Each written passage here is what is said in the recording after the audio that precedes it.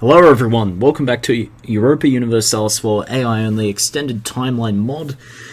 And, well, we're almost finished. 6 more years, I think this will be the last episode, which would be episode 22. A lot of stuff has happened, and we're almost through. So, Zambia has fallen from grace in most recent news. Still made... oh dear. Words. Still managing to maintain a bit of a buffer between South Africa and the Democratic Republic of Congo. Nigeria losing most of its expansion to the south. And, well, the Spanish are still trying to expand into Mali and failing miserably. Anyway, we also have the Argentinian-Peruvian nationalist war, which has gotten off to a great start for the Argentinians. Good thing for them too, considering they started the war. Rightio, let's continue. So the Peruvians are in Cusco. So they've even taken Lima already. Very good indeed. Now, if they can push up here into Quero and Acre, does not look like that's going to happen though. Hopefully the Peruvians cannot reassert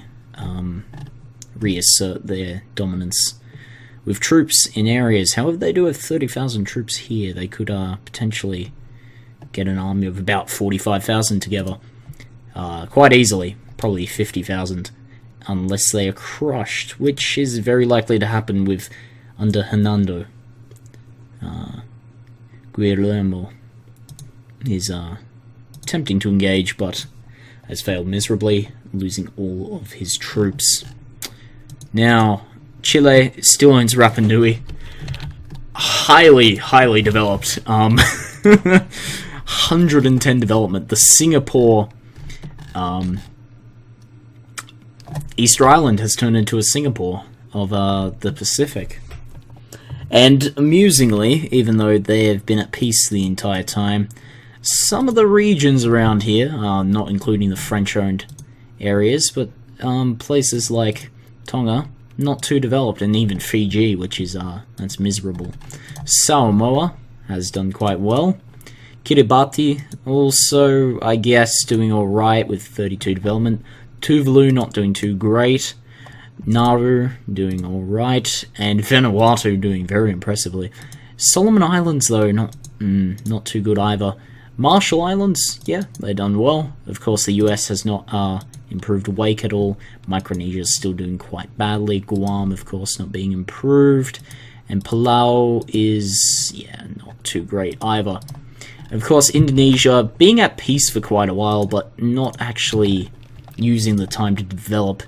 Borneo still being quite badly developed. Same with Bangka, Mentawai.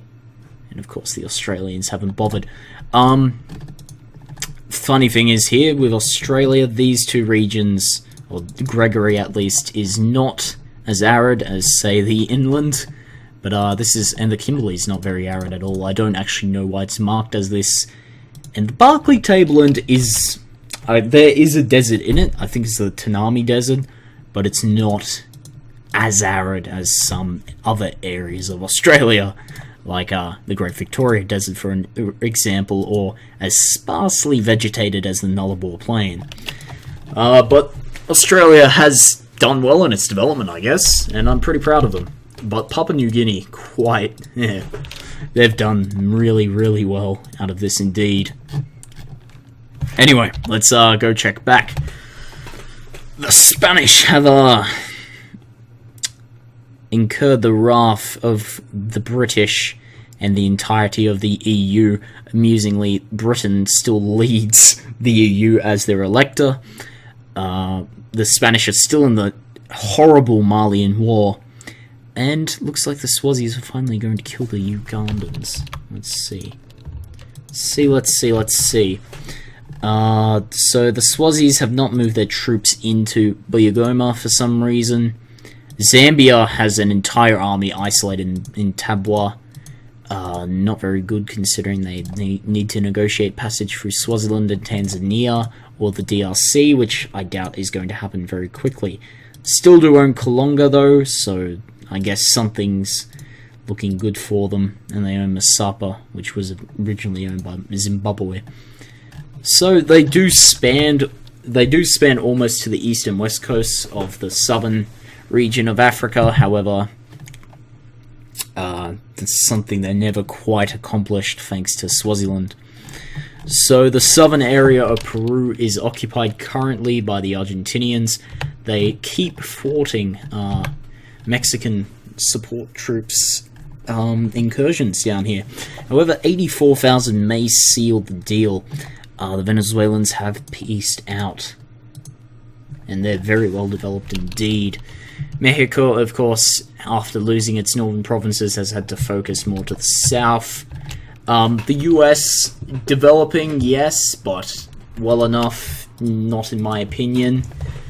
They could do a lot better, considering how often they've been at peace, at least. Canada, surprisingly, has done quite well in terms of development. I expected more from them. At the same time, I'm glad they actually did, unlike their relatively, I wouldn't say stupid, but richer neighbours to the south and best friends. But yeah, the Canadians could definitely have done a lot worse, most of Ontario being now quite well developed. Apart from Ontario, actually, the province Ontario in the game is not that well developed. But as you can see, a bit from Capitale Nationale down to Niagara Falls. Capitale Nationale. Apologies. Not French, but Quebec, I meant. And of course, New Brunswick, Prince Edward Island, Nova Scotia also looking quite good. Newfoundland also looking very good, but not so much Labrador. Unfortunately for the Labradorians. Labradors, something. Alberta looking quite nice. Saskatchewan actually looking very good, and lower parts of Manitoba looking good as well. Brazil, yeah, they're doing all right. They have managed to expand quite well. Argentina, though, very impressive. Anyway, let's. The coalition war has already ended. We missed it. Good thing we did too, because that's a lot of lag in one area. So, the Murcia has been taken, Alicante, Dunvegan. Okay, I think that's La Mancha. I could be wrong, but I'm pretty sure that's La Mancha when it's owned by Spain. Vermilion, Cuenca, Toledo, Madrid, Castile, Salamanca, and Cáceres. All being taken from Spain. Wow, that's quite a development. Spain, of course, is not going to be able to bounce back. They've already lost what influence they had, and it's going to be a struggle. Their closest port now is the Baleares to this region, and the Canarias as well. Good thing it's well developed. Spanish Mauritania, still quite poor. Don't quite have the development there. Spanish Mali, doing alright. They're doing better than their counterparts, at least. Anyway, Argentinian Peruvian nationalist war still going well. 42% in favor of the Argentinians. However, we do have quite a few Mexican troops coming down. They have taken back Lima for the Peruvians. It does look like an Argentinian force will be caught out by another Guillermo. I'm not quite sure. I just tried to pronounce that with a bit of an Italian accent, even though that was a butchering of an Italian accent. So I apologize for that. Quite a few irreligious regions now. We're going a bit slowly, just so we can etch into the finish here. I'll speed it up a bit, though. Irreligion has not really spread. Of course, Obdorsk and Norilsk. Gee, I'm not pronouncing very well today. Apologies for that. But China, of course, seeing the most. Papua New Guinea employing quite a bit of religion there in the southern part of New Zealand in Otago is irreligious majority, and Perth as well, though that was already like that. Irreligion is present in Africa, however only in Bayuda in Sudan, Chowdi in Chad, northern Togo, Atakora, and a bit of Tunisia in Sus. And, well, up here, yeah, there's a bit. South America is quite one that stands out here, being a majority Catholic region. Quite surprising, really. And Guyana was released from Brazil. I don't think I caught that. Any intrepid viewers, though, who missed my mistake, or who actually found my mistake, excuse me, well, good job. So, this Guyana owns Suriname and Guyana. Interesting. The Colombians, guaranteed by Peru, actually, but no allies in the region. The Peruvians have regained some land from occupation of the Argentinians, and actually are occupying Calama and Arica. No. Iquique? I should really stop trying to pronounce those names. Ecuador is isolated to the Galapagos now. I didn't actually realize they were still there. Puerto Bacurizo Moreno. Okay. I don't think I butchered that one as badly as I have the others, but if I did, of course, put it down in the comments below. Huge war here. Saudi Arabian-Indian imperialist war. This is a great time to end off the series, because that is Saudi Arabia and China up against India. That is huge. I was hoping the Indians would slip onto the radar, but because of this land border now in Persia, Saudi Arabia is not going to let that happen. Okay, let's see. India managed to expand quite well under the circumstances, but looks like they are finally going to lose the conquered regions of Bangladesh and Pakistan.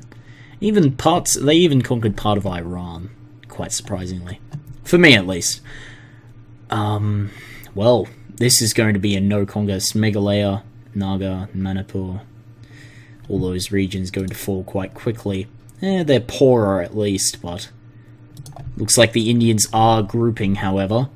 And, excuse me, absolutely destroying some Chinese militaries. However, this battle looks like it's going to be a deciding factor in the war. A lot more Chinese than there are Indians. However, time will tell whether someone will win or not. Unfortunately, the Indians are not dedicating their entire force into this. They are going to lose the battle before any of them engage. However, 50,000 Chinese are caught out. 200 soon to join them, and another 300,000 soon to back them up. The Indians are definitely going to lose this battle. The Chinese have troops coming out of their ears.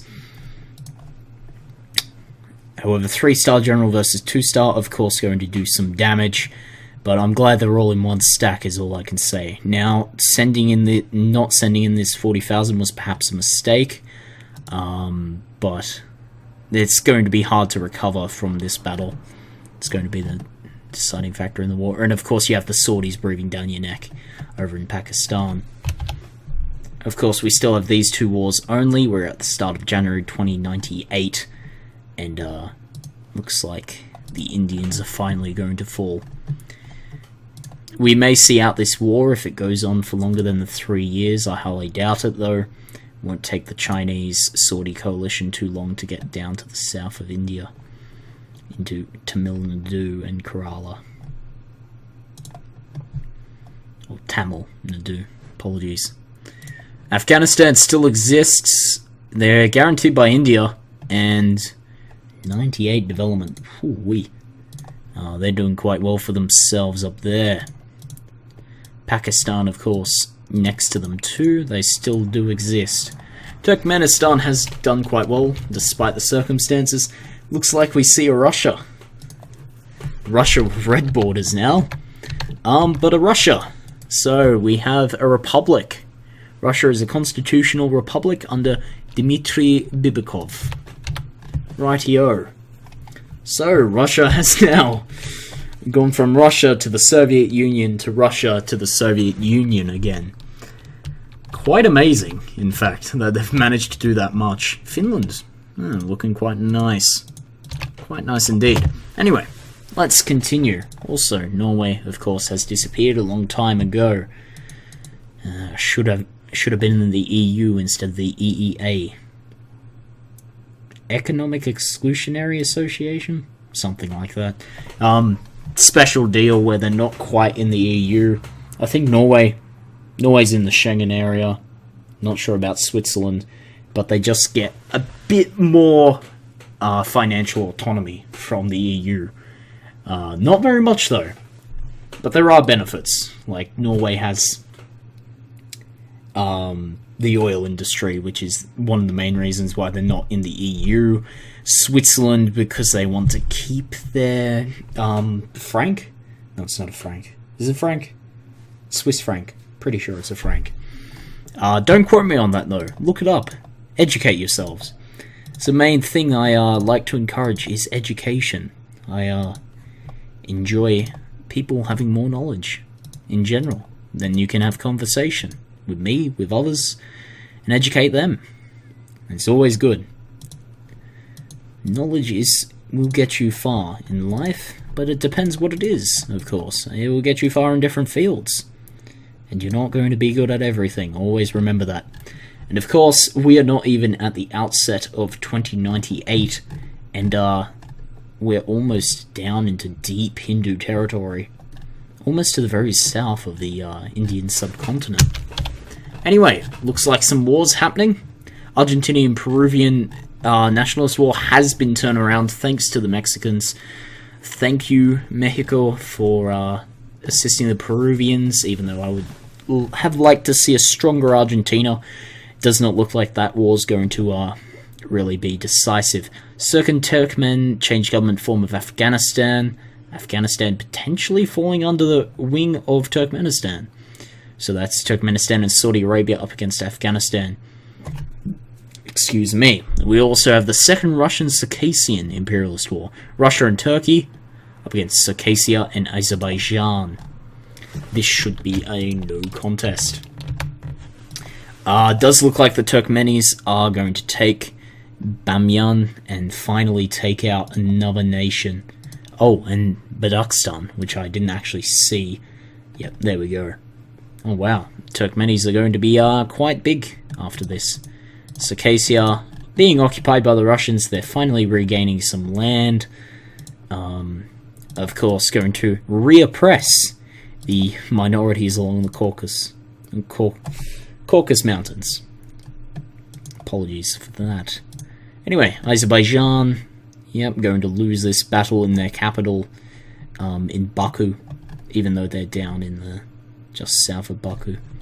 Interesting that Baku is more on the peninsula here, however the city here is not as much. Oh well, inaccuracies, it's always going to happen.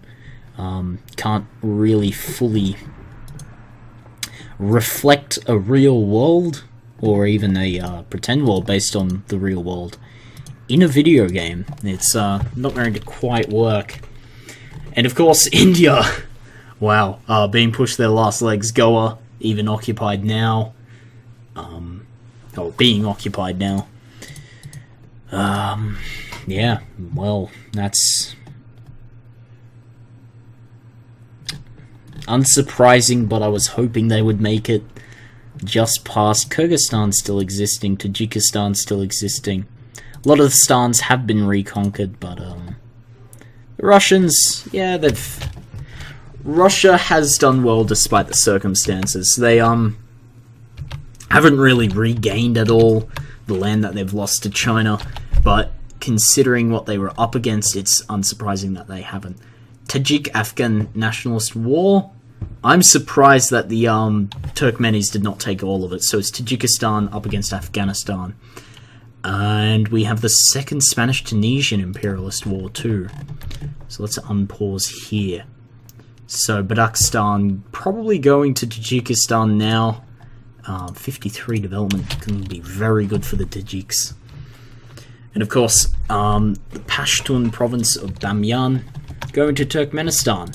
And Turkmenistan asserting themselves in this region.